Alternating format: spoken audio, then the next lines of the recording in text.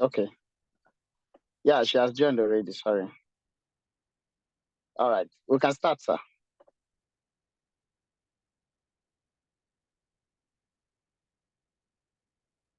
Dr. Conte, it seems you are muted, so we're not hearing you.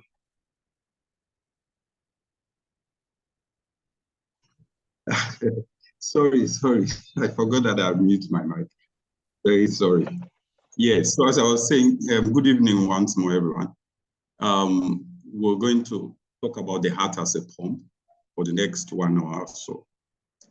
This is the outline of what we're going to talk about. We'll do a brief introduction, talk about the microanatomy of the contractile cell, the heart muscle, and the proteins, talk extensively about the calcium fluxes in the cardiac contraction and relaxation cycle, adrenergic signaling, and performance of the heart. So,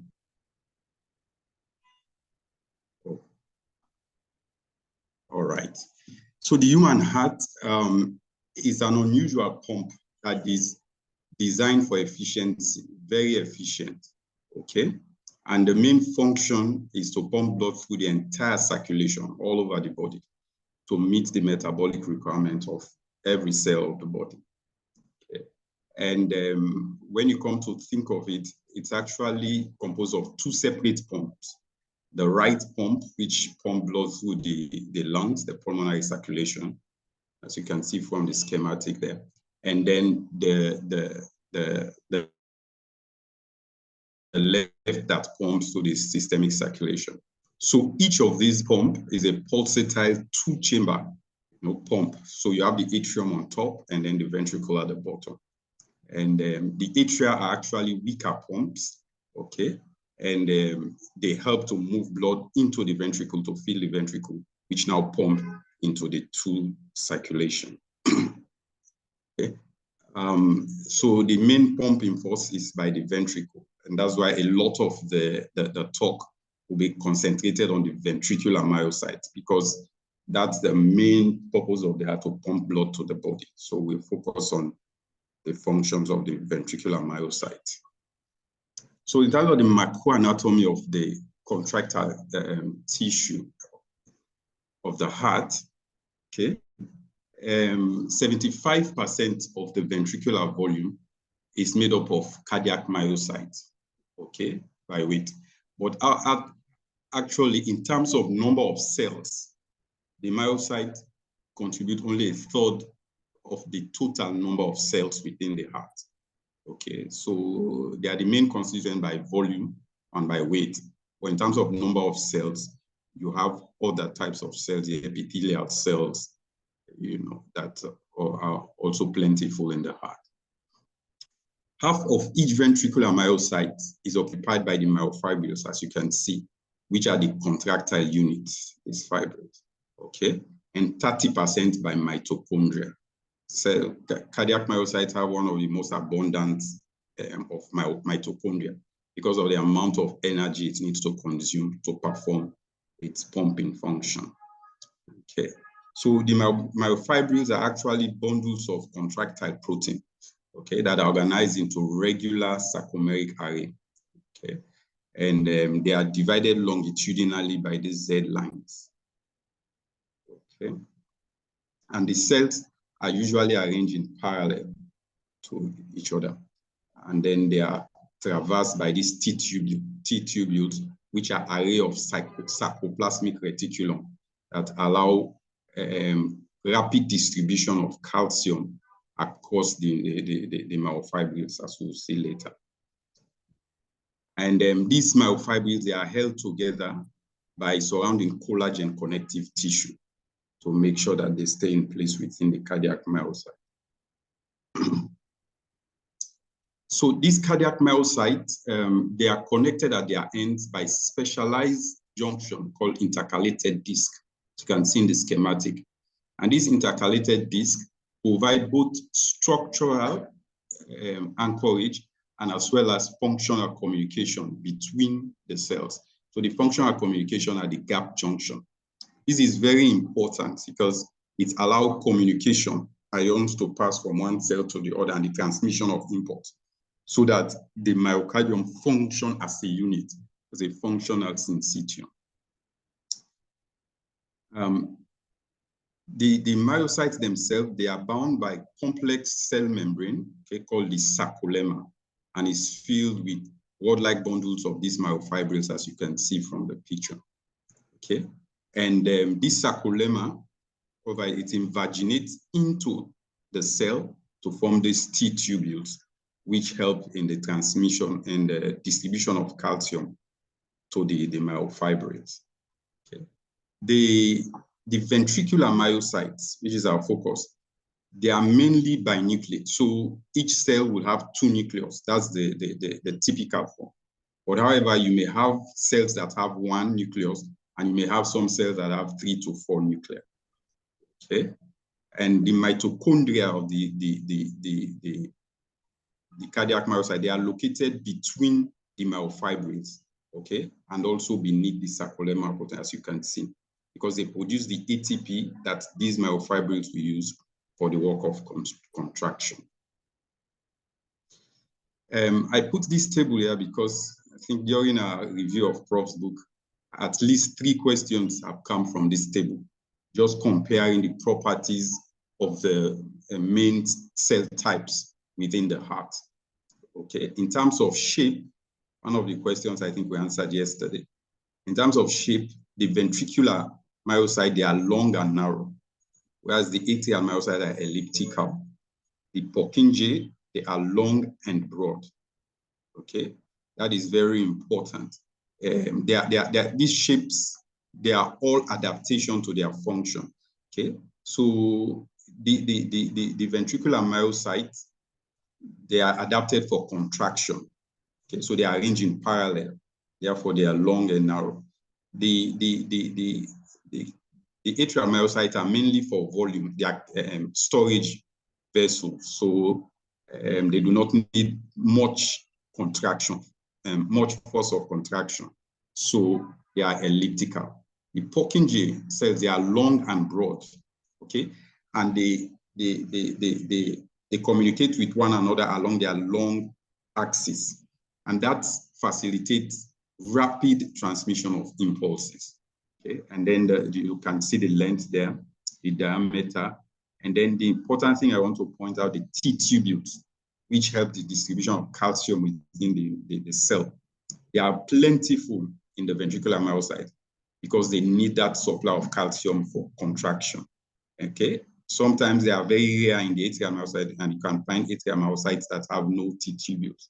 Okay, and they are completely absent in the Purkinje because they are not for contraction. They transmit impulses. All right. So that table you can look at later and try to understand the differences. Now, the subcellular microarchitecture of the cardiac myocyte. So there are an array of molecular systems on the cardiac myocyte and the cell membrane for communication. Okay, they serve as receptor for intercellular organelles.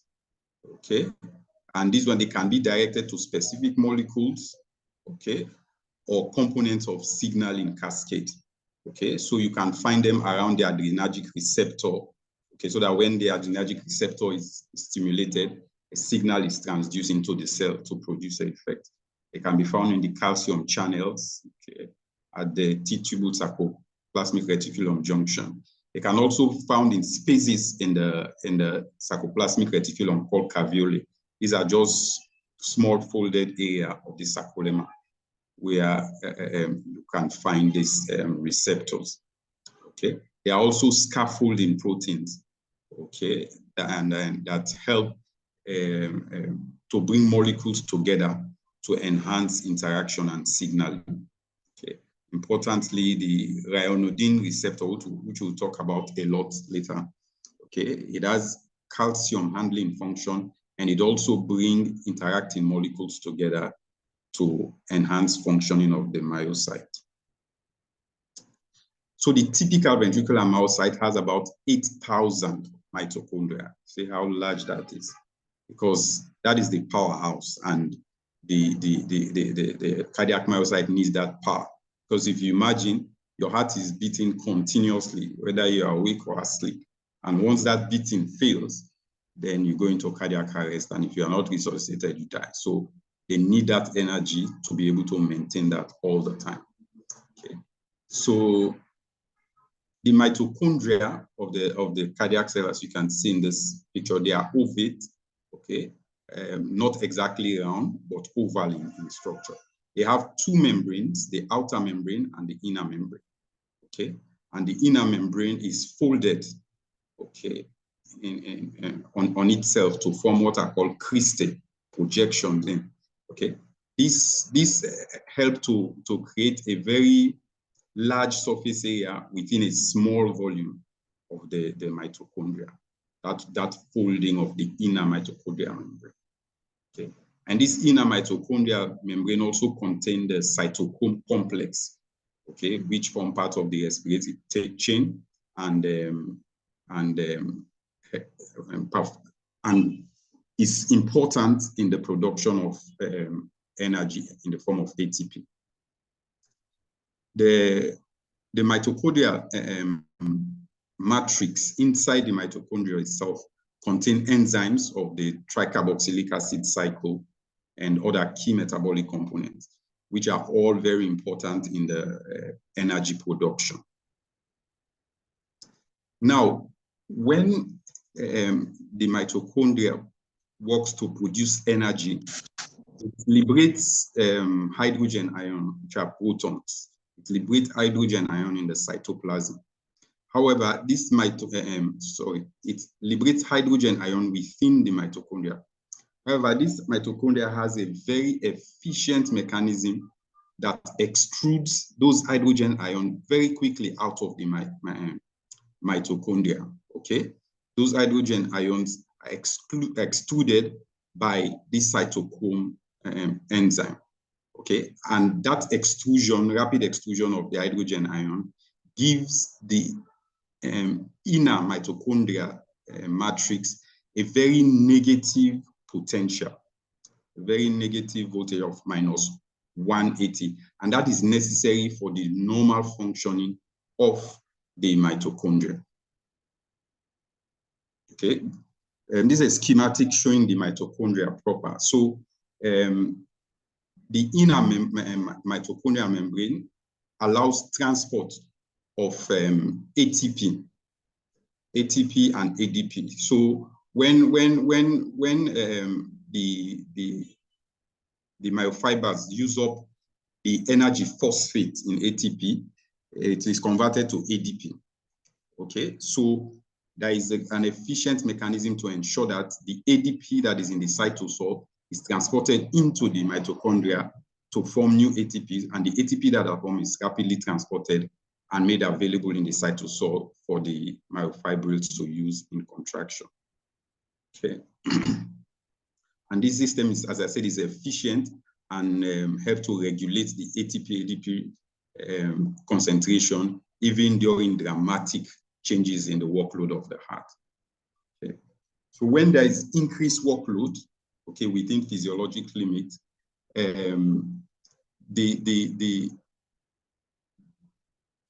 this increased workload is usually driven by the frequent calcium, the very efficient calcium transit, making enough calcium available for contraction. And when contraction is over, extrudes the calcium again from the cytoplasm to ensure that the muscle relax. Okay, so that system is also very important for the normal functioning of the myocardium. Okay, so when intracellular calcium is high, if intracellular calcium is high, if calcium is high in the cytosol, the concentration also go up in the mitochondria, okay, because of this uniporter that transports calcium into the mitochondria, okay. And when this happens, that high calcium within the cell activates the dehydrogenase that reduce NAD to NADH, okay. And then the proton that is produced, as you can see, is extruded through cytochrome, always making sure that you have a negative potential within the mitochondria. So what happens when there's calcium overload in the mitochondria? Okay. In the short term, the mitochondria can handle large amounts of calcium, okay, through this system, using it to reduce NADH, okay? And, but however, when that high concentration is chronic, it has dire consequences for the mitochondria. So the first thing is that the mitochondrial calcium uptake, it will diminish when the inner mitochondrial potential is less negative. Because for the efficient functioning, it has to have that negative inner mitochondria. So if the calcium load is high, and then that negativity is reduced, so the uptake of calcium is also reduced. Secondly, the high intermitochondrial calcium facilitates opening of permeability transit pores. And this is very deleterious to the mitochondrium because large constituents of the mitochondrium can now leak out of the mitochondria, and those contents get into the cytosol. Okay, and when such happens, it is an indication of imminent death of the mitochondria. And of course, when the mitochondria die, which is the powerhouse, it is also an indication for subsequent death of the cell, the whole cell itself. Now, let's talk a bit about the contractile proteins within the cardiac myocytes, okay? So there are two chief contractile proteins, as we know, the actin and the myosin, so the thin and thick filament, okay? So in this schematic, as you can see here, these ones are the thin filament, okay, surrounding the thick filament that has the projection out of them, which are the myosin heads, okay? The thin filaments, they are connected to the Z line, as you can see. So the thin filament reach the Z line, okay? Reach the Z line. This in the middle is the M line, okay? Which marks the center of the thick filament. So the thin filament, they reach the boundary of the sarcomere, okay? From one Z line to another Z line from the sarcomere, which is the basic contractile unit of the myocyte. And those Z lines are the actin filaments, they anchor to the Z line, okay? The myosin filament, as you can see, they extend from the center, the M line, towards the Z line. But the myosin filaments do not reach the Z line. The myosin filament, they are connected to the Z line by a protein called titin. Okay, so these ones that reach the Z line from the thick filament, they are titin. It's not the thick filament that reach the Z line, okay? Now let's go into a bit detail of the actin structure. So you can see from the schematic, okay? The actin is a double helix, okay? That are interwoven. So the thin one, as you can see, that is the tropomyosin, okay? Interwoven in a double helix with the actin molecules, okay? The actin molecules, all right? And so the tropomyosin is held in the groove between the actin molecules, and they wind over each other.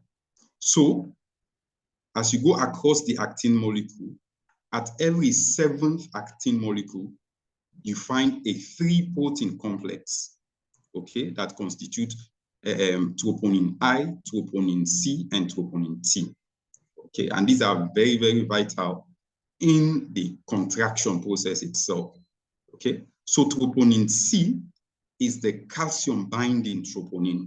It has a receptor for binding calcium. And then troponin I is the inhibitory troponin. So when the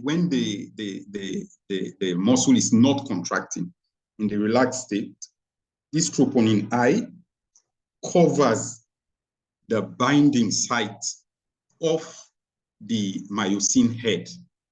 That is why it is called the inhibitory. It covers the binding site of the myosin head. And then the last one is the troponin T, okay, which is the binding troponin, okay?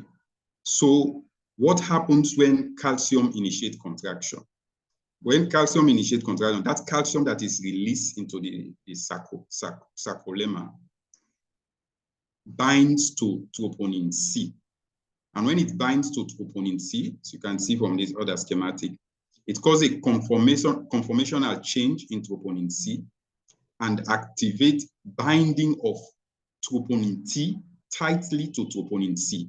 And when troponin T binds tightly to troponin C, it moves troponin I off the binding site for myosin on the actin filament. And then once that site is available for binding, then the myosin heads will now bind to their active site. And then the upstroke of the myosin head happens that actually cause shortening of the muscle. We'll talk about those processes in detail further on. So let's look at the myosin structure, okay? So this is the ultrastructure of the myosin. So the head that you see projecting, they are the terminal part of each of the myosin heavy chain, okay? So this blown out schematic down here is showing you the myosin heavy chain. So this is the myosin molecule. So you have two molecules together intertwined among themselves, and then they project the two heads. So at every projection point, you actually have two heads. So at each one of these, two heads like this. And the tail part of the molecule winds out and then form this thick cord in the middle. And then with the heads projecting out, okay?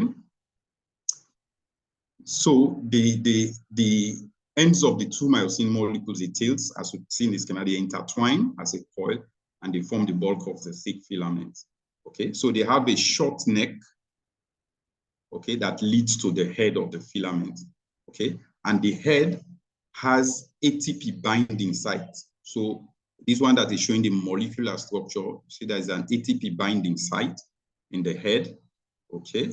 And then you have two essential light chains. So you have two light chains, the essential light chain and the regulatory light chain that forms the neck of the myosin filament, okay? And the myosin heads, they project out from the thick filament in 6 directions around the myosin molecule. And so therefore, when you have a thick myosin filament like this, there will be 6 actin filaments around it, surrounding it, that will facilitate binding and contraction. If I can just go back to the previous figure. So this is what is shown here. So when you have a myosin molecule in the middle, there will be 6 actin molecules around it because the heads project in 6 directions. So we're ready to bind to those molecules. So each of these other ones will have 6 surrounding them. This other one will have 6 surrounding them as well. Okay. So when contraction happens, okay, the heads of the myosin, they grab onto the actin molecules. So once the inhibitory troponin has been removed, troponin I, by binding of calcium to troponin C, then the myosin head binds to its binding site, okay, in the sarcomere, okay, and then it pulls on the actin. So what happens, as you can see from the top panel, this is in the relaxed state. So when the myosin heads bind and pull, they bring the Z lines sort of together, closer. Okay, you see the Z lines were here, and now they are here, because when they contract, it pull them together. And that's how the shortening is achieved.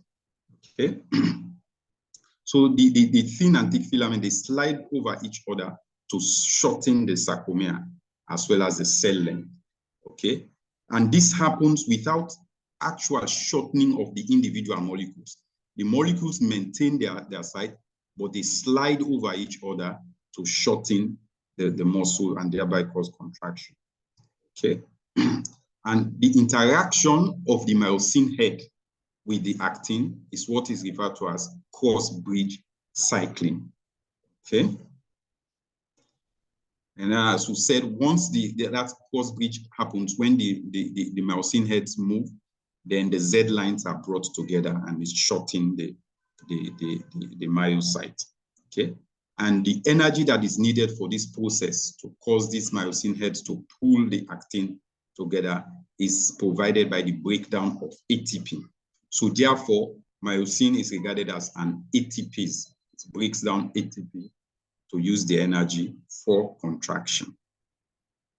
Now let's talk a bit about titin, a structural protein within the myocyte, okay? So titin is a giant molecule. In fact, they say it's the largest protein ever described, okay? It is extraordinarily long and elastic, as well as slender, okay? So this is titin that is seen here, and then this is a blown out, you know, schematic of titin, okay? So, as I said earlier, the myosin filaments do not touch the Z line, okay? It is the titin that connects myosin to the Z line, okay? The myosin filament, they meet at the center, forming the M line, okay? So the titin actually has two distinct segments. It has an inextensible anchoring segment and an extensible elastic segment that acts like a spring. So looking at this schematic, so this portion that attaches to the Z line is the inelastic portion, and then this portion that is elastic and that looks like a spring is the elastic segment of titin. Okay, so what are the functions of titin? So together with the thick filament, titin anchors, you know, myosin to the Z line, because myosin itself does not reach the Z line, and thereby helps to stabilize the sarcomeric structure. And then the elasticity of titin contributes to the stress-strain relationship of cardiac muscle. So what we'll talk about later, the Frank-Starling mechanism, that when you stretch the muscle, it contracts better. Okay, it is thought that the recoil property of titin also contributes to that effect. Then also the titin function in early diastolic filling, because what happens when the sarcomere contracts and it's shorting, okay, because of the way titin anchors the myosin, when the muscle shorten, okay, titin compresses like a spring.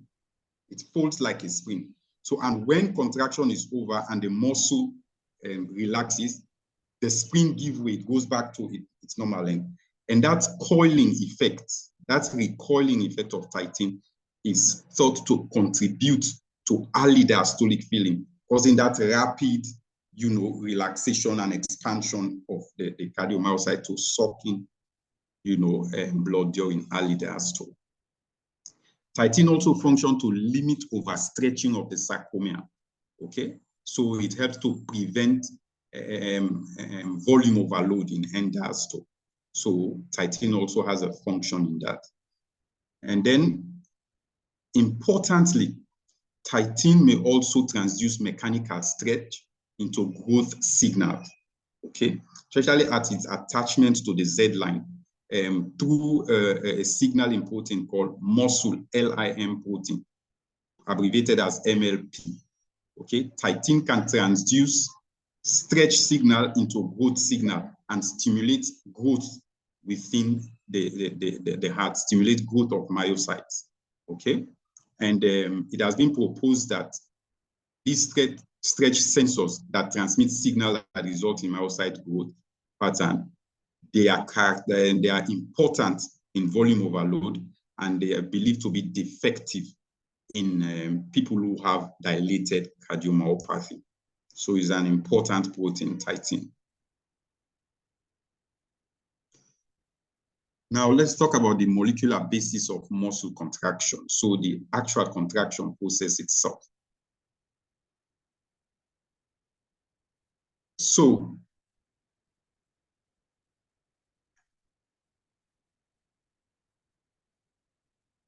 sorry, I just experienced some power cut.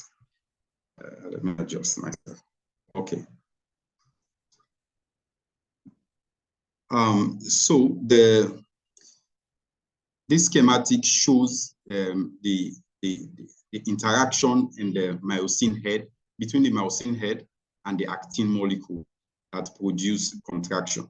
So we'll start from B and then follow the cycle, okay? So when in the relaxed state, okay, the head is not bound to actin. The myosin head is not bound to actin, okay? The cardiac myocytes, they require ATP all the time. And that's why they have very plentiful mitochondria. So most of the time, ATP is available and ATP will bind to its site, ready to be dephosphorylated. So with ATP binding to its site, waiting for the signal of calcium for the head to bind to actin, and then the whole process starts. So this is it's called the weak binding state, when ATP is bound to the actin head, and then calcium has not yet arrived to remove the troponin I and allow the myosin head to bind to actin. Now, once calcium is available, the ATP is split, okay, and the myosin head now moves, okay? The flexible domain moves to bind to the actin, okay? And when it binds to the actin, it releases, it splits energy, ATP, and uses the energy to move the actin molecule that it is bound to across, you know, pulling it in the opposite direction to cause shortening of the myocardium, okay? So in the power stroke of the actin head, okay, the head and the base, they are moved in opposite direction. And that movement actually results in a 10 nanometer drag of the myosin molecule, okay? And when the myosin molecule is dragged, if you notice, it binds with this old molecule. And when the head is dragged, it binds to a new molecule, subsequent one, the next actin molecule, okay? And this movement of the head causes a 10 nanometer drag. So each one myosin head that binds to actin and causes the stroke, the power stroke, moves the molecule by 10 nanometer, okay? And after the power stroke, the ATP is split and you are left with ADP.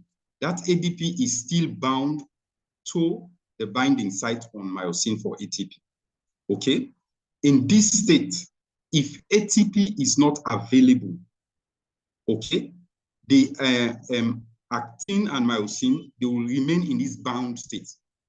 And that is what is referred to as the rigor state, okay? If ATP is not available, so for instance, if you have sudden blockade of blood supply to a particular area of the myocyte and ATP is not available, they go into a rigor state. So the ADP is bound there, okay? And they go into the rigor state, okay?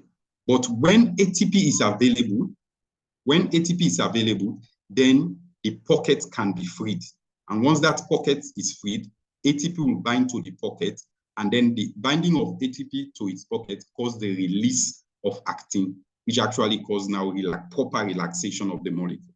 So that's why, in terms of cell energetics, relaxation is not a passive process. It involves, you need energy. Hello?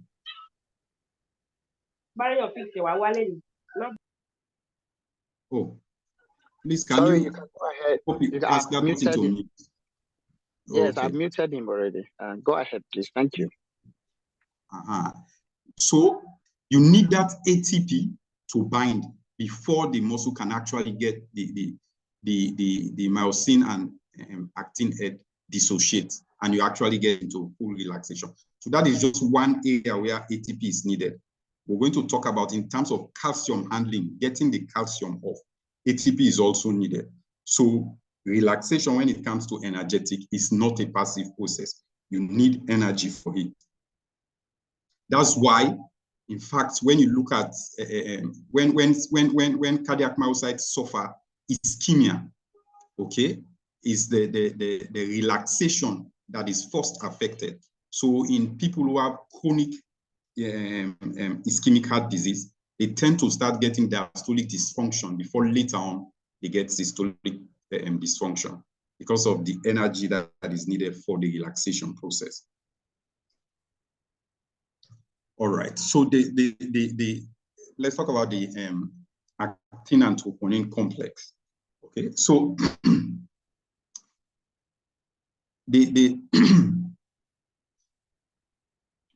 for the switching to activate the binding that we've spoken about, you need calcium. Okay, so calcium is the on switch for cross bridging. Once calcium binds, then it exposes the site. That is what can facilitate binding of the myosin head. Okay, because when it binds, it interacts with the troponin complex and then expose the binding site on the actin head.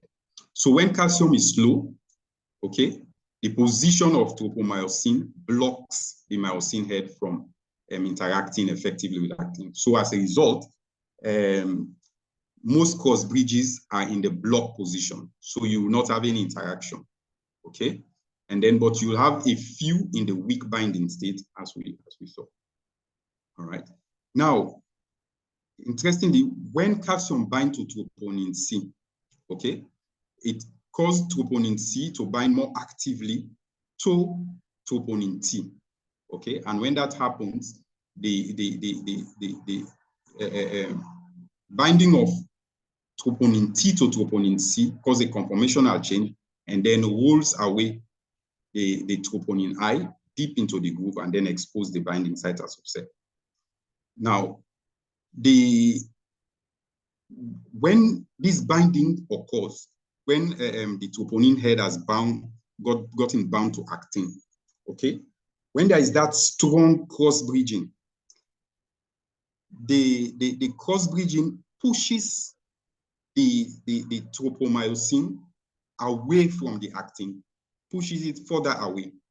Therefore, like we mentioned earlier in the ultrastructure, the troponin complex occurs at every seventh molecule, So once binding starts at one molecule of actin, once that binding is strong, it begins to expose the next molecule along the filament, okay, which is called the nearest neighbor site effect. Okay, as one molecule binds, because of the binding and the conformational change, it rolls away the tropomyosin and it begins to expose the subsequent molecule and cause stronger and stronger binding of the actin head. So this cooperatively spread activation further along the filament. Okay. Now let's talk a bit about the function of myosin. Okay. So we've mentioned most of them before. So it has the ability to hydrolyze ATP because it has a binding site at its head. And we say myosin is an ATPase, okay? And the consumption of ATP by myosin head to cause that cross-bridging consume most of the energy, the major site of energy consumption for a normal beating of the heart, okay? And as we said, these two myosin heads, they intertwine with each other, okay? And then project out of the molecules. Now, when they are binding, when the myosin heads are binding to the actin site, you do not have any point in time when both of them, especially during active contraction, there is no point in time when the two heads of the myosin molecule will be unbound. So when one is bound, the other one is unbound, and then the other one becomes bound, the other one is unbound. So that right through the contraction, they hold the actin filament together. and sustain the force of contraction. Okay, so that is very important. The myosin head, they are not single. If they are single, you know, when they are binding and they are releasing, they will release the force of contraction. But at each point, they are double and they bind alternately so that there is control, they are able to sustain the force of contraction. Okay. So within the myosin head, there are two main isoforms in cardiac myocytes. So you have the alpha and the beta isoform. Okay, and they have similar molecular weight, but they are substantially they have substantially different cross-bridging cycle and ATP rate. Okay, and the beta myosin heavy chain isoform exhibits a slower ATP rate, and it is the predominant form in adult myocytes in human. Okay, you have the beta isoform, which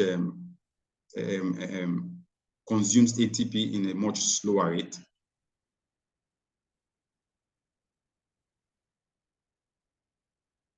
Still on the function of the myosin, okay?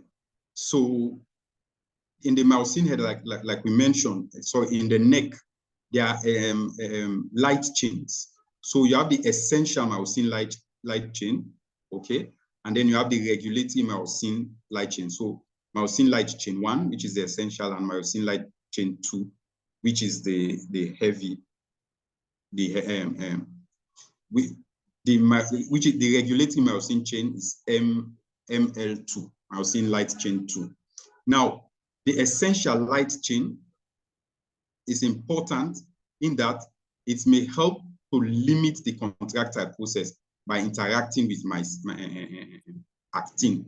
So it's a form of, it serves as a way of helping the cardiac myocyte not to, I would say, over-contract or go into tetany, okay? It serves as an inhibitory protein, all right? And then the regulatory chain, okay, also, it sort of potentiates the phosphorylation during beta-adrenergic stimulation, okay? So when you have beta-adrenergic stimulation, as we know, beta-adrenergic stimulation has a positive inotropic effect. They improve contraction, and it is thought that they exert that effect in the myocyte through this regulatory myosin light chain. Okay, they enhance phosphorylation and therefore promote more cross-bridge cycling within the myocyte.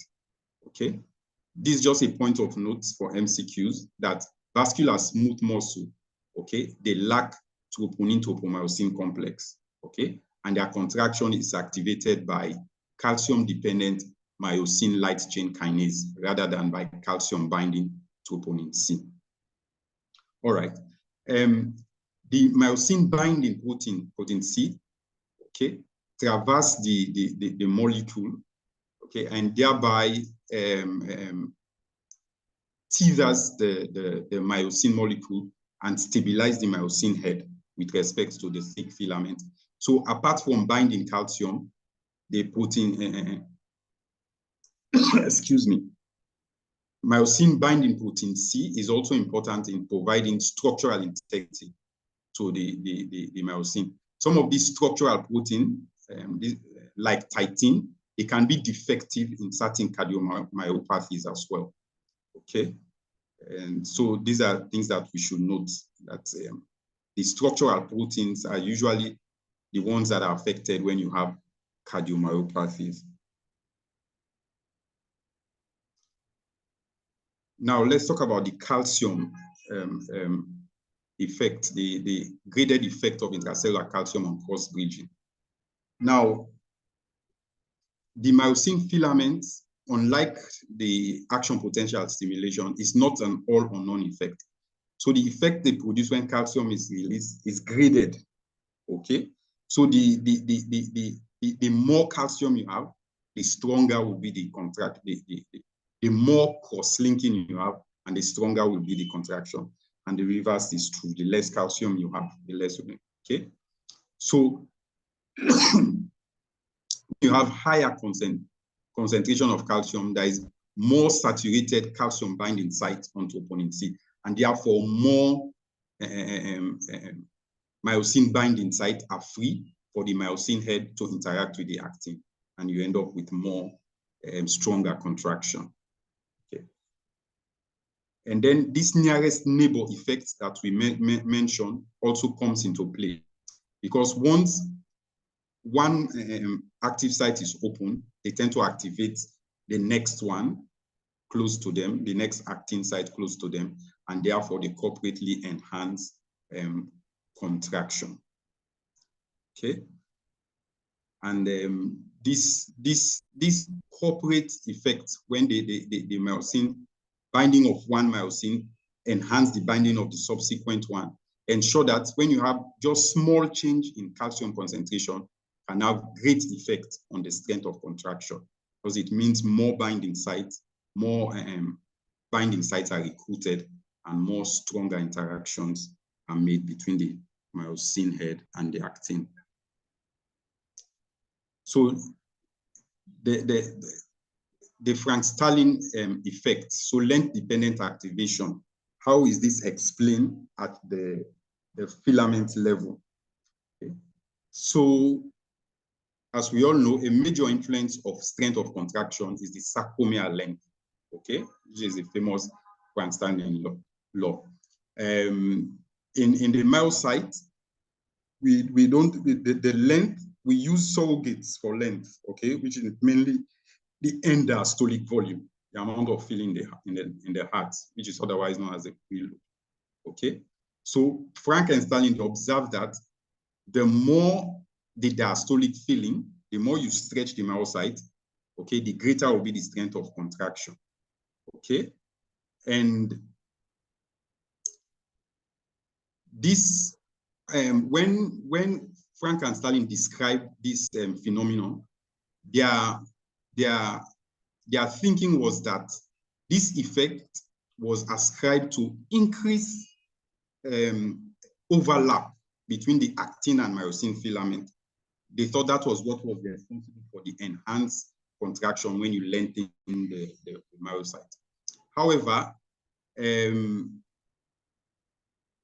apart from that, apart from the increased overlap, there is a substantial increase in calcium sensitivity. The myofilament becomes sensitive to calcium when they are stretched. And this is thought to be a more plausible explanation of the increased strength of contraction when the resting length of the myocyte is increased. Okay. They are thinking that this increased sensitivity is because when the myocyte is stretched, okay, there is the spacing between the filament is reduced. Okay, so you have better interaction between the actin head and the myosin filament. That's how they thought the sensitivity to calcium comes about. However, some of this has been challenged. I've put this in red because they've done what are called careful X-ray diffraction study to sort of understand the effect of the Frank-Starling relationship, okay? And they use osmotic principle to compress the cell and make the filaments come closer to each other and see if that would lead to increased calcium sensitivity and increased force of contraction. And when they do that, they notice that that did not happen, okay? And therefore, they're saying it's not just the mere overlap and stretching of the filament that cause the increased contraction, but there are several other mechanisms that could contribute to increased calcium sensitivity of the filament at larger length, reducing the increased contraction. All right, so that one is just by the way that theory is being challenged from X-ray diffraction study. Now, when change in diastolic length of preload are the cause of altered contraction strength, it is said to be a Frank-Starling mechanism. So if it is a stretch in the length or an increased preload that leads to the increased contraction, it is said to be a Frank-Starling effect. However, if it is if the increased strength of contraction is not dependent on length, then those effects are referred to as positive inotropic effect or enhanced contractility state. And those are usually caused by increased calcium transit, increased availability of calcium for contraction.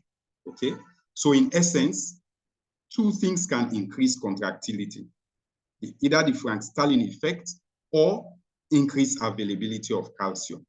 Okay, so you'll notice that most of the things that have positive inotropic effect, they will act on the availability of calcium, making calcium available for the contracting muscle.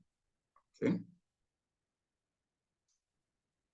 Now, a bit more about the calcium fluxes during contraction and relaxation. Okay.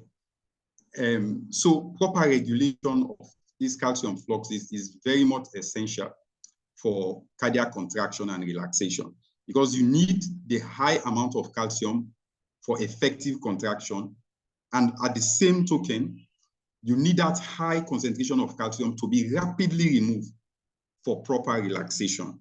So that regulation is very, very much essential. Okay. So a relatively small amount of calcium entering the T tubules, okay, these are the T tubules here, and this is the rest of the sarcoplasmic reticulum membrane. A small amount entering this T tubule can trigger L-type calcium channel, okay, and cause entry of calcium into the cytosol. All right. When this calcium enters the cytosol, it now triggers the ryanodine receptor on the sarcoplasmic reticulum. And this triggering of this ryanodine receptor causes massive release of high amount of calcium.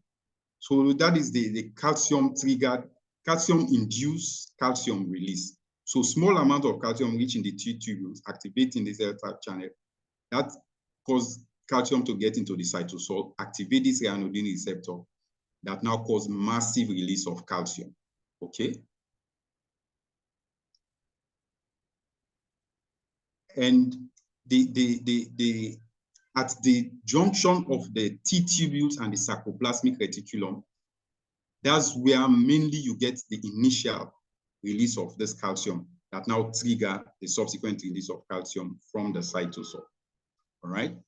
In human heart, the calcium that is released by the when calcium is released, sorry, when calcium enters the cells through the L-type calcium channel, the amount of calcium that is released by the ryanodine is about 3 to 4 times higher what is used to trigger that release.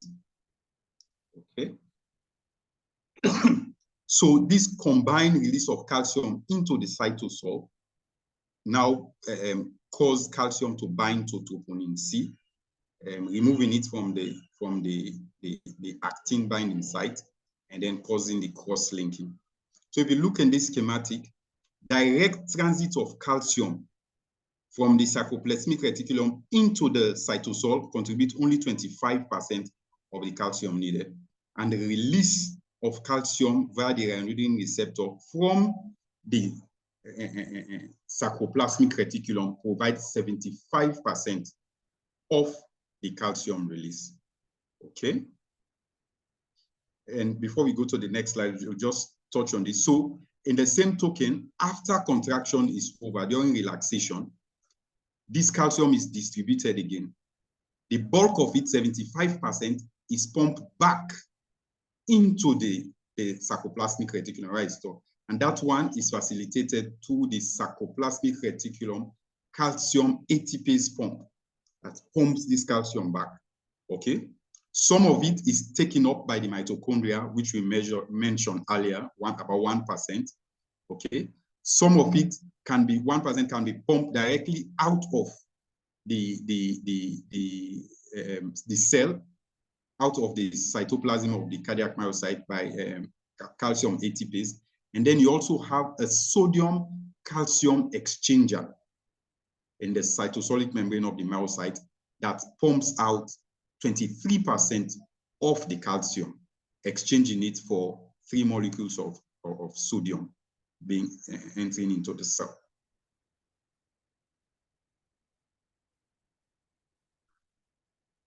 Yeah, so just to talk about the uptake of the, so the sarcoplasmic reticulum, as you can see from this schematic, is a network that surrounds the cardiac myocyte, okay? A network of membranes. And then they have these T-tubules that penetrate deep between the sarcomere, okay? At the level of the Z line, that's why you have the T-tubules penetrating. Okay, and this sarcoplasmic reticulum forms a network, okay, with the nuclear membrane of the cell, okay. And the importance of this connection, this network of sarcoplasmic reticulum, is that once you have a small change in the concentration of calcium at any point in the sarcoplasmic reticulum, because of that connection, that concentration is quickly dispersed in the whole of the sarcoplasmic reticulum. Okay, making a uniform concentration within the sarcoplasmic reticulum. And also, within the sarcoplasmic reticulum, you have calcium binding proteins that helps to sequester calcium and keep it within the sarcoplasmic reticulum, waiting for it to be released during contraction. So one of such protein is calsequestrin, is the main one that binds calcium within the sarcoplasmic reticulum. And when the stimulus is there for it to be released, then that calcium is released. So the sarcoplasmic reticulum calcium content is very important, and it's critical to normal cardiac function and electrophysiology. Any derangement in this can contribute to, as we know, both systolic and diastolic dysfunction. And also calcium derangement can also produce arrhythmias. Excuse me. Now, let's talk a little bit about the junctional sarcoplasmic reticulum. So the sarcoplasmic reticulum are the junction between the T-tubule and the sarcoplasmic reticulum, the membrane at that junction. They are very, very important for stimulating contraction, sorry, for stimulating release of calcium. Okay. So the ryanodine receptor channel, they mediate calcium release, and they are mainly located, as we said, at this junctional sarcoplasmic reticulum. So the one that are the junction of the T-tubule, that's where they are located mainly. Okay. And in human myocytes, it's called the ryanodine 2 isoform. Okay. And it functions both as a calcium channel and, as we said earlier, as a scaffolding protein. Okay. And when this T-tubule membrane is depolarized, okay, as we said earlier, this L-type calcium channel is activated and it causes calcium to enter. Okay. Once the calcium concentration is increased sufficiently, it activates this local ryanodine receptor, which causes the large release of calcium into the cytosol to trigger contraction. So it is this ryanodine receptor that amplifies calcium release and make calcium available for contraction. Okay, and calcium now that is available in the cytosol diffuse throughout the cytosol and is available for use by the contractile protein to cause muscle contraction. So how is this calcium efflux turned off? Okay, through several signals.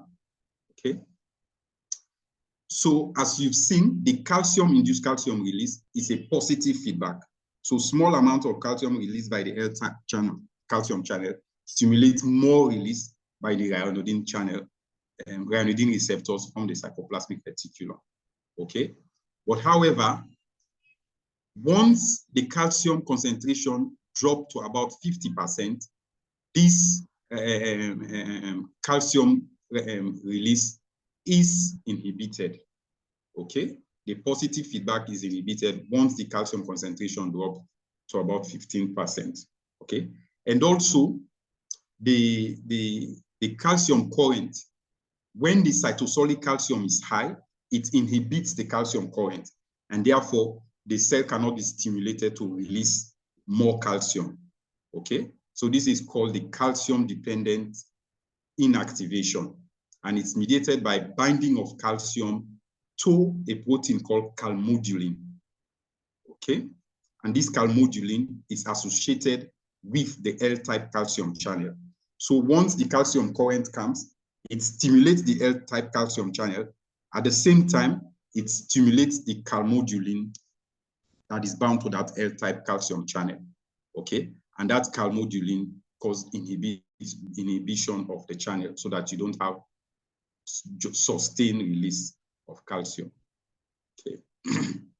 So this one just explained that when the calcium binds to calmodulin, it alters the conformational change such that the calcium channel, they become inactivated.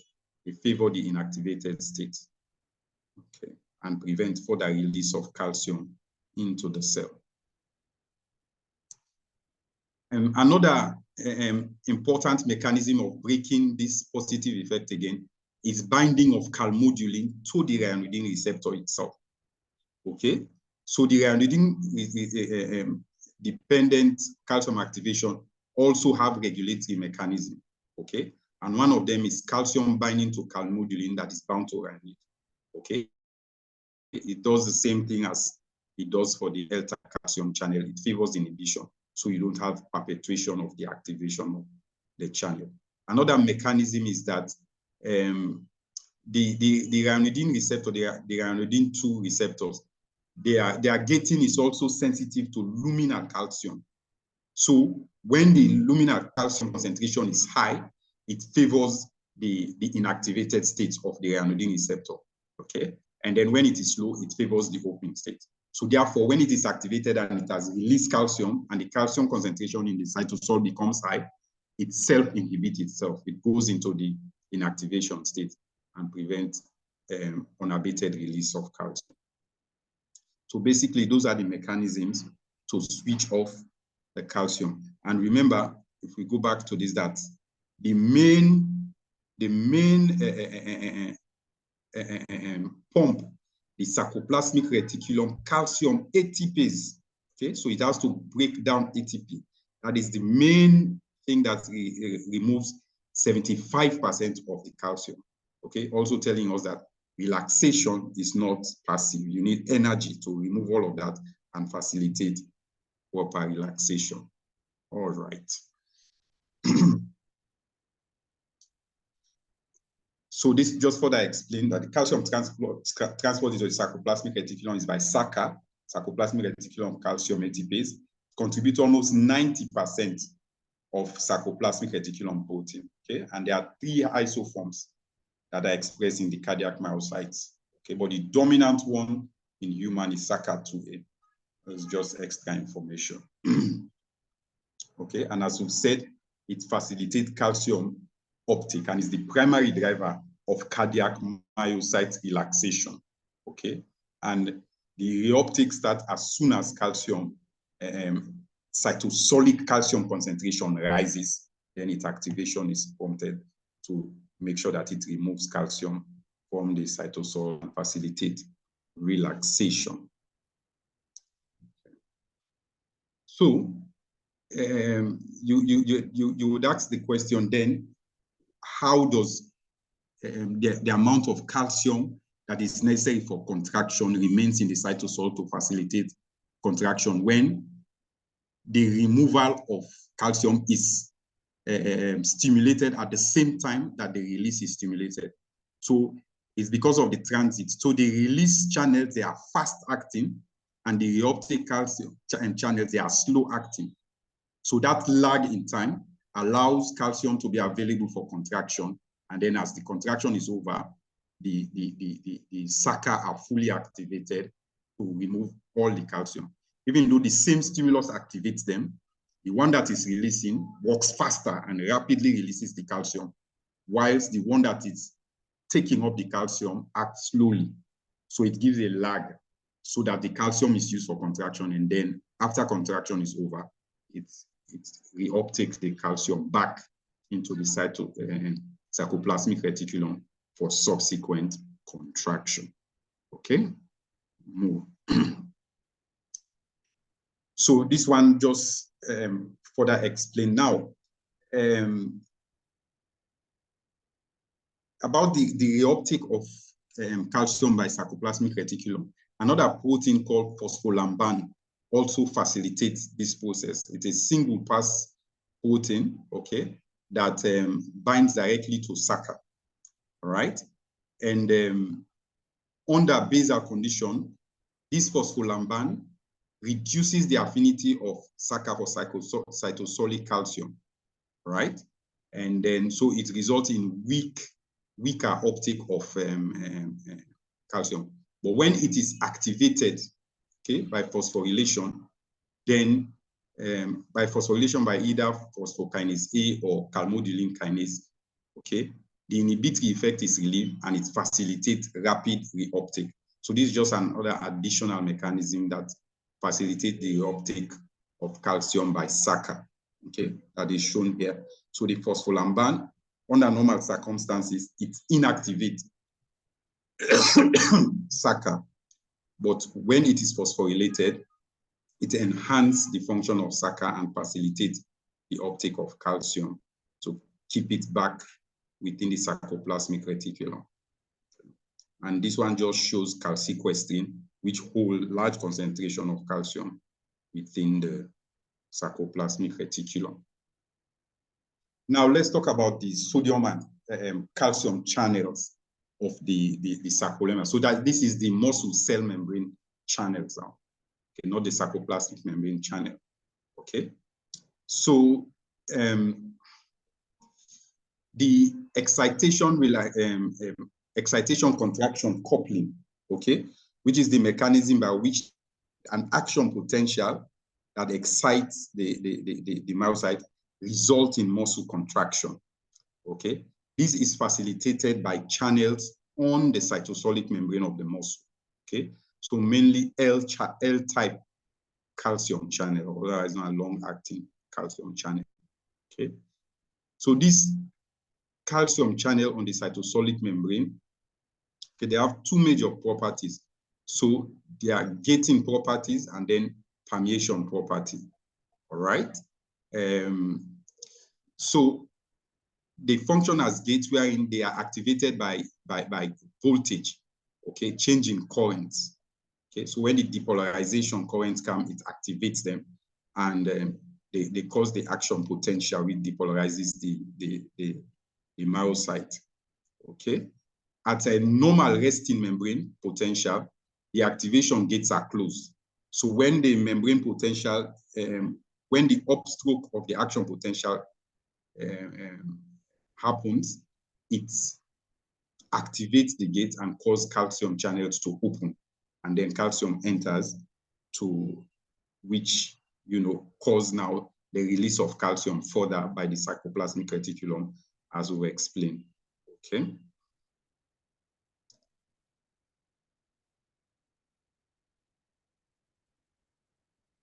Then let's talk about the two types of calcium channels. So you have two types of calcium channels in the cardiovascular system. So the the T-type and the L-type.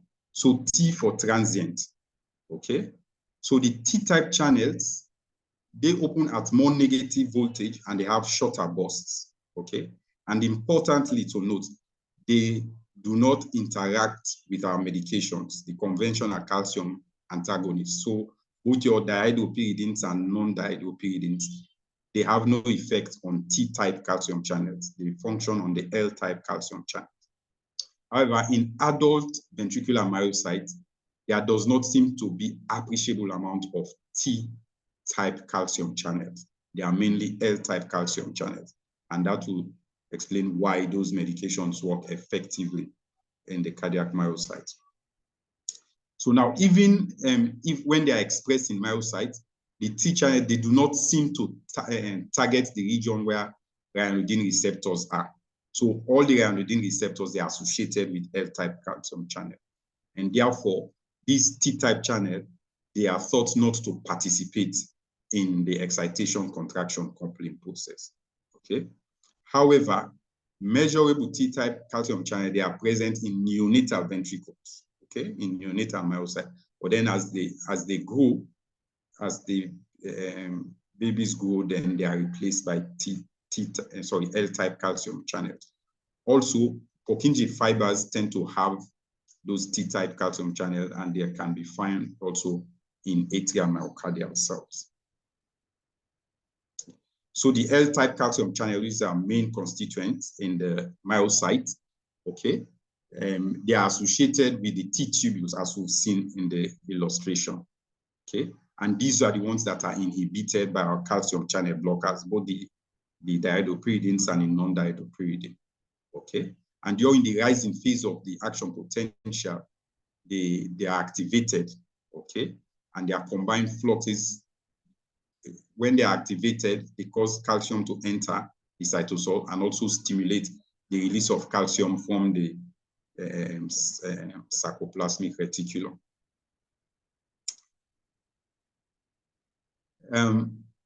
Now, during the plateau phase, as you know, from the action potential, okay, the calcium channels are open, and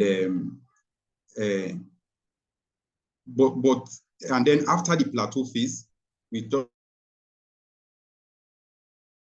all completely. A small amount still remains open throughout the action potential. Okay, these are some little things that might come in MCQs. So it is not that it stops at the plateau, at the end of plateau. At the end of the plateau phase, most of them close, but a small amount will still be open right through the end. Okay. And of course, that influx is a major contributor to the plateau phase, as we all know, of the cardiac action potential. The sodium channels, briefly, as we know, they are voltage-gated channels as well, and they seem to be concentrated at the end of the myocyte, very important. So they facilitate transmission of impulse across the intercalated disc at the gap junctions. So they are very important there, okay? But however, their density is relatively uniform between the T-tubules and the surface membrane, okay? So, and we know that the activation of the sodium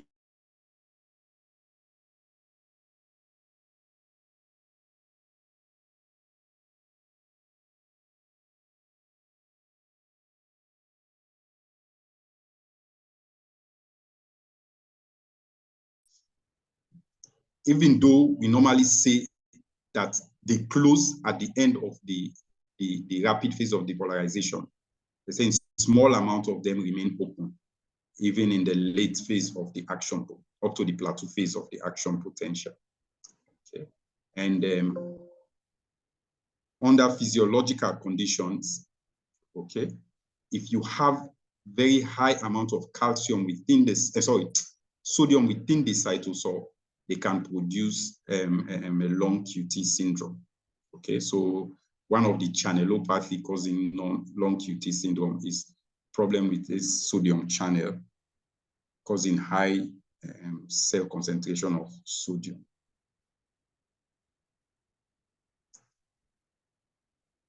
Now, a bit about the adrenergic signaling system, okay? So the adrenergic system is very important to the cardiac myocyte, especially the ventricular myocyte. They are mainly supplied by the adrenergic system, okay? Whereas the parasympathetic system tend to supply mainly the conduction system, but the myocytes, they are mainly sympathetic. So during the flight response, as we know it, the beta receptor in the cardiac myocyte, they are activated. And when they are activated, they cause release of cyclic AMP. okay? And they also activate phosphokinase A. Those are the signaling pathway of the beta receptors. And when that happens, phosphorylation occurs and alter a lot of myocyte targets. Mainly, they increase the heart rate, which is positive chronotropy. They increase contractility, okay, positive inotropy, faster relaxation, okay, positive lucitropy. Remember, we mentioned this. So the same way rapid calcium release is facilitated, it also facilitates rapid reuptake of calcium. So it enhances relaxation as well. And then it also enhances conduction velocity, which is positive dromotropy.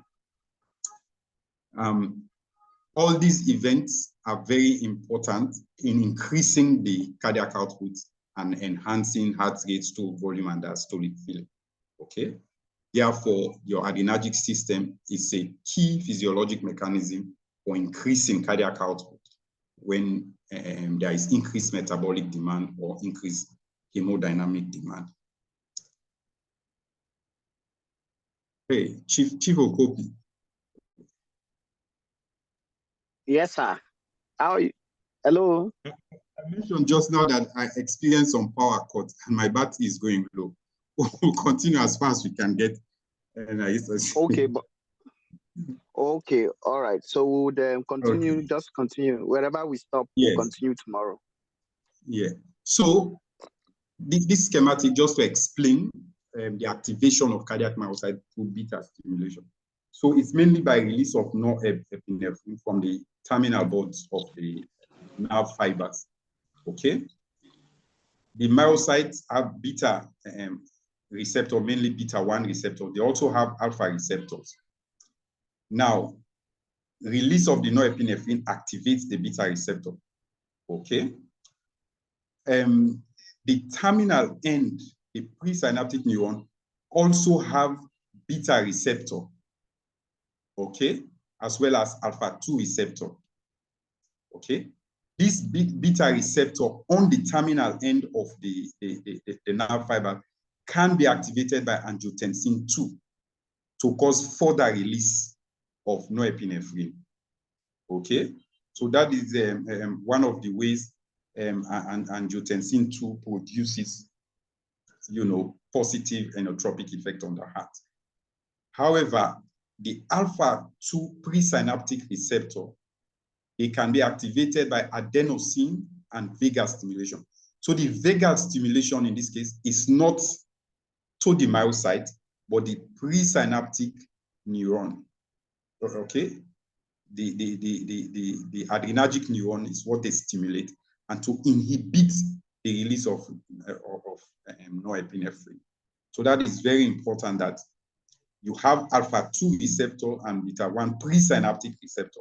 So the beta 1, they potentiate the sympathetic effect, but the alpha 2 presynaptic receptor, they inhibit the effect, and they can be stimulated by adenosine and the muscarinic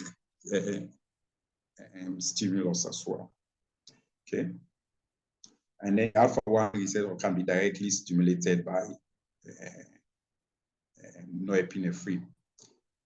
This is also an important point to note, especially for MCQs. So in terms of potency of the sympathomimetic, for beta 1 receptors, isoproterenol is the most potent, and then epinephrine and norepinephrine equal potency. Okay, so if you're using epinephrine or norepinephrine to enhance, contractility in your patient with shock, okay, in terms of stimulating your beta 1 receptor, they have equal potency, but isoproterenol is greater than the two of them. For beta 2 receptor, isoproterenol also is the strongest, and then followed by epinephrine, and norepinephrine the least. Okay, and then for alpha 1 receptor,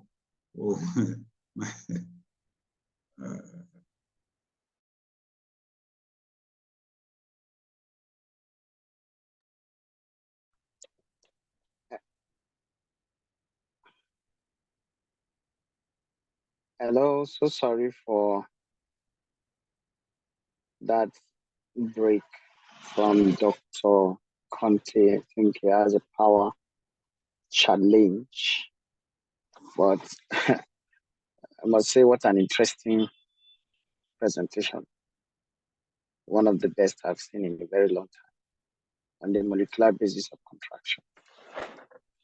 So as it is now, he is off the call. I'm not sure we'll be able to, we don't know when their own NEPA, NEPA is different everywhere in the country now, in the world, sorry. Their own NEPA will bring back their own power source supply.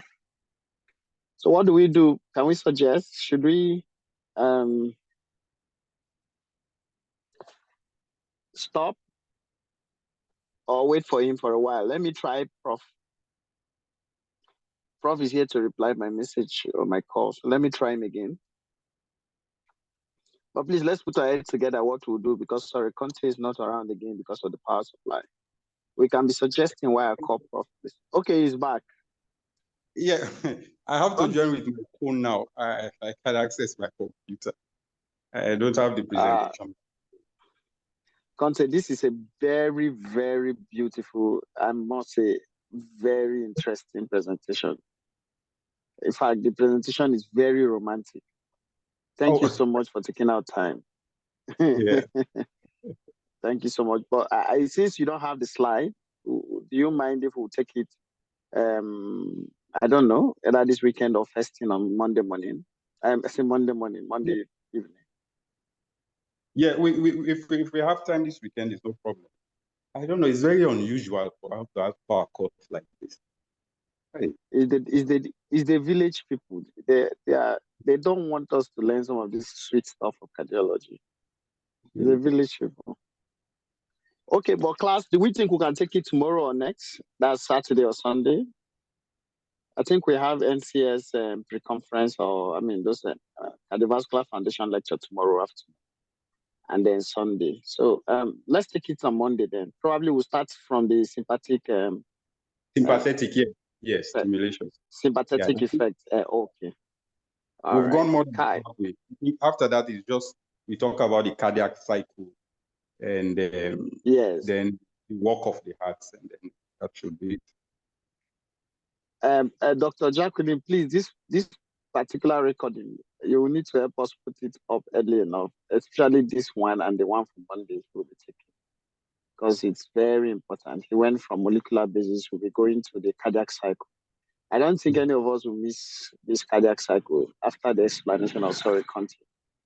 Conte, thank you so much. Please, you can unmute your mic and maybe make comments towards Conte. Why I call Prof, please. Or if you have questions to ask. Yeah. So far, if you have questions to ask, we can interact. Why I call Prof Vladimir. Dr. Jacqueline, please, can you handle the platform, please? Hello, Jacqueline. Okay, she's not there.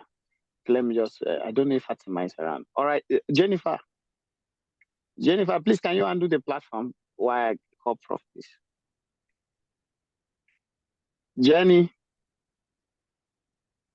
Jennifer, ma. Hello, Dr. Jennifer. Okay. Dr. Atu. Atu, please, can you undo the platform why I call Prof for questions, contribution? Okay. Thank you. All right, please. Thank you, sir. Okay. Question and answer. All right. So we appreciate Dr. Conte for that very detailed and elaborate presentation. We welcome questions, comments, and clarification from the House to Dr. Conte. So if anyone has any comment or more contribution, we kindly unmute and go ahead, please.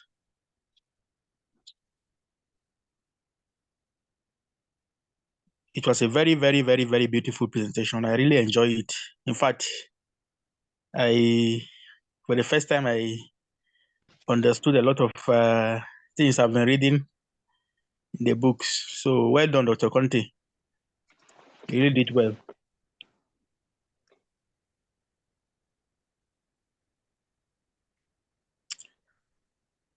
Any question, any comment? So, sorry, Dr. Conte, I have one question. Let me ask and see. Yeah, concerning the phases of depolarization, the first phase usually, aside what happened at the SA node, Yes. where you have the stage, I think stage 4 also.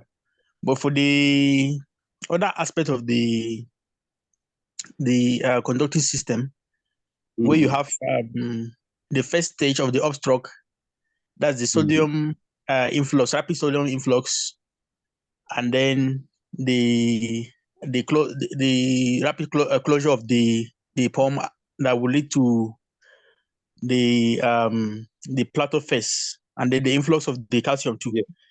So, but from the explanation, from what you explained, what happened at the myocyte level?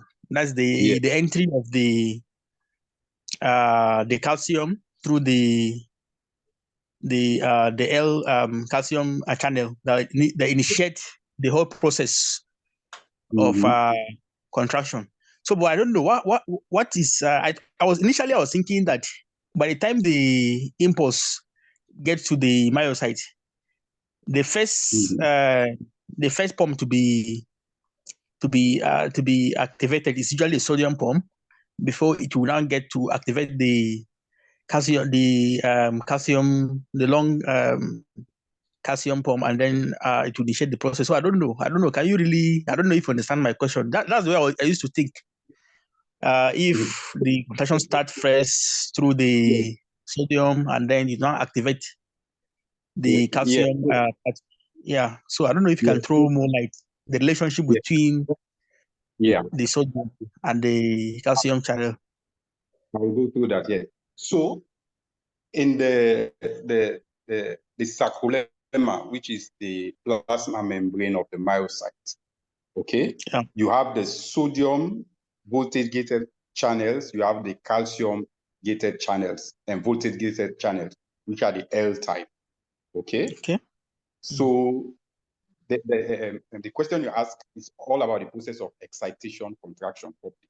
So yes, when the exactly. stimulus arrives, it activates the sodium channels first. Okay. Which are responsible for the upstroke, the first upstroke. Okay. And then after the upstroke, then the calcium channels are activated. Okay. So the threshold for sodium is lower compared to the threshold for calcium. So it's when the sodium has reached its upstroke, its peak, that's the time the calcium voltage gated channel become activated. And that is why the calcium channels are mainly responsible for that your plateau phase.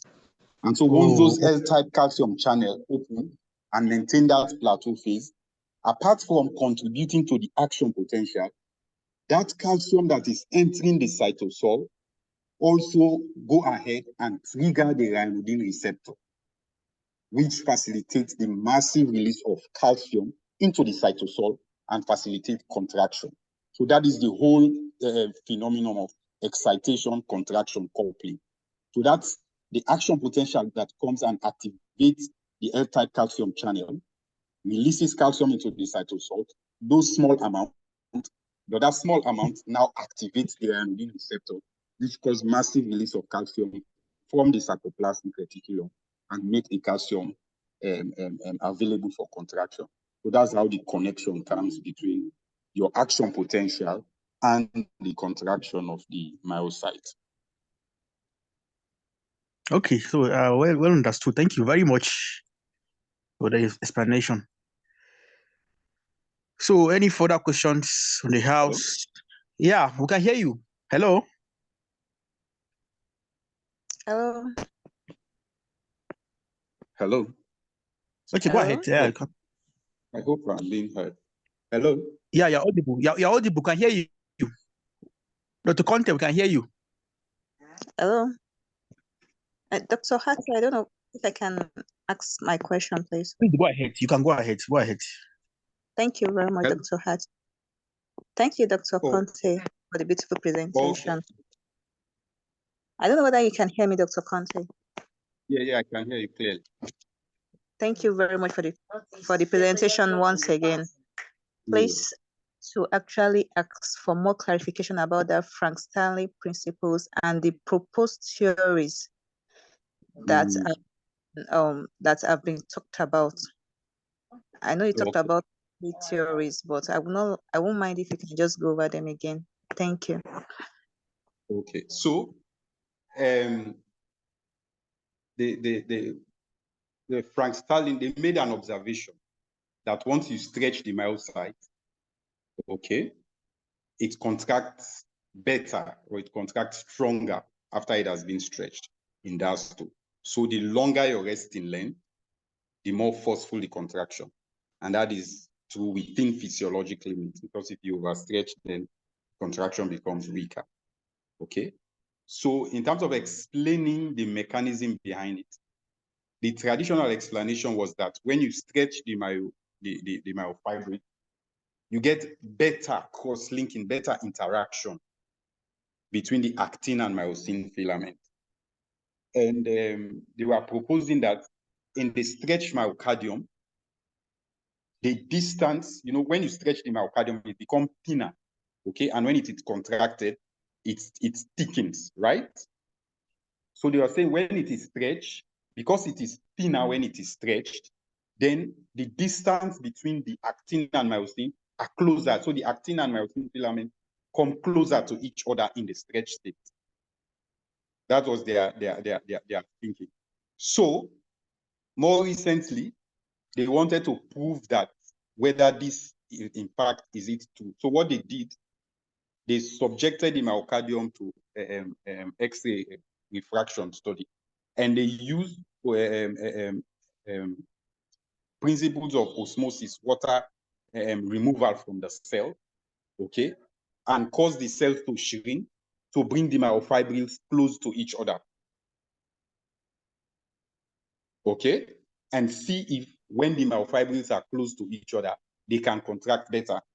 And that did not happen. So that's why they disproved that explanation, because of the proximity and better cross-linking that is responsible for the increased force of contraction. So what they are proposing is that in the stretch state, the myofilament becomes more sensitive to calcium. When they are stretched, it increases their calcium sensitivity. They bind better to calcium and facilitate better contraction. Okay, so that is what is proposed, responsible for the increased force of contraction when you stretch the myocardium, which is still the Frank Stanley principle. But that initial explanation for the increased force of contraction is what is being disproved. Now, I put it in red in the in the myocardium, in the presentation, because we are interacting, we are being taught by people who did this years ago. So some of these things, when you say them, you have to make sure you are certain about the audience that you are saying it to. These are very recent things. I think even it is in the most recent edition of Brunwald. Other previous edition, they did not mention that this thing has been done. It has been looked into, and they have disproved it. So that's why I put it in red. You can be interested to know that. And but the traditional explanation is that when they come together, they interact more. But X-ray refraction studies have disproved that what is responsible for the increased contraction is the calcium sensitivity. When they are stretched, they are more sensitive to calcium and therefore have better contraction. I hope I've made that clear. You've made it beautifully clear. Thank you so much. Thank you. Thank you so much. Thank you so much, Dr. Hello. Atu, for standing in. Hello. Yes, Dr. Conte. Yes, Dr. Conte, thank you. So probably we'll continue your presentation on Monday. Professor Alad Images on ground. No, Hello, Chief is anyone hearing me? you need to continue his presentation because I have many abstract package for him. If I don't package it tonight, abstracts will not appear in the in the abstract book for NCS on Monday. So I have to package everything tonight for the printer, and I'm the only one doing those two. I just done the work on you and the movement. So, okay, sir. Let's let Dr. Conte, let's continue to discuss. I just want to join to just be part of the team so that as they're preparing for the orals, I'm listening, we can guide. But I have to do all those packaging tonight. I have 117 abstracts to package before the book. Okay, sir. Thank you. All right, sir. So thank you so much, sir. So grateful for coming up. Presently, we were supposed to continue his presentation, but he has a NEPA effect. The same NEPA that is affecting us here affected him also. So he doesn't have the slides. So maybe we'll continue with his presentation on Monday. By Monday too, we'll start the recall MCQ and oral presentations to prepare for the more of the oral part of the examination. So maybe we'll start with the MCQ prior to that, prior to the time when you will be most free to be part of us for the orals. So we'll start with the recall MCQ on Monday. So that's all. Thank you so much, and Dr. Atu. I'm so grateful for standing in. I don't know if there's any further contributions or questions to Dr. Conte, or we should wait till on Monday for him to finish up the presentation. Okay. Dr. Conte, sir. Yes, Chief Okopi. Yeah. I think I overheard your interactions with Dr. Atu. I don't know if part of your presentation you can help us to just add the normal action potential, both for the myocyte and the... Yes, okay. Sir. Okay. So that it will be... All right. Okay, sir. That would be great. Thank you so much. We'll be expecting it on Monday then. So in the absence of any further contribution, please want to say thank you so much for that very robust and romantic presentation given to us by Dr. Conte. Conte, we are licking our lips waiting for the ACLS. I'm just imagining how it looks like. Wow, I was so impressed by today's presentation. As in, you are not just you are a good teacher. The ACLS will be better, not too much molecular stuff. More yeah. You know, after your teaching, it's even you don't even need to go through the slides again. It just sticks. Thank you so much. You have a very beautiful gift. Thank you. So next week also, I pray next week we'll be able to take this and then the ACLS. Thank you, sir. And I'm so impressed. I'm so impressed that the short time you were able to bring up these slides. I remember when I started pushing towards the presentation. It was it not 2-3 days ago? Yeah. Yeah. Yeah. Thank you. Thank you so much. Sorry for my push. Please, anybody on the call, I'm so sorry if I put you under pressure. Sorry, please. All right. Please, there's no more presentation. Maybe we can go back and then we'll wait for Monday. Okay. Hello, Prof. We were thinking we're going to take time out for you today. So we didn't prepare for any other. And then we took Conte's presentation, but he has a power challenge over there. Okay. No problem. All right, sir. All right, sir. So thank you. Let me just round up this NCS thing. I'll be back. All right, sir. Okay, sir. Thank you, sir. We are grateful, sir. Thank you, sir. All right, sir. So everyone, please have a beautiful night. Thank you again, Dr. Atu. Thank you, Dr. Jacqueline. Thank you, everyone. Please have a beautiful night. Thank you. Thank you.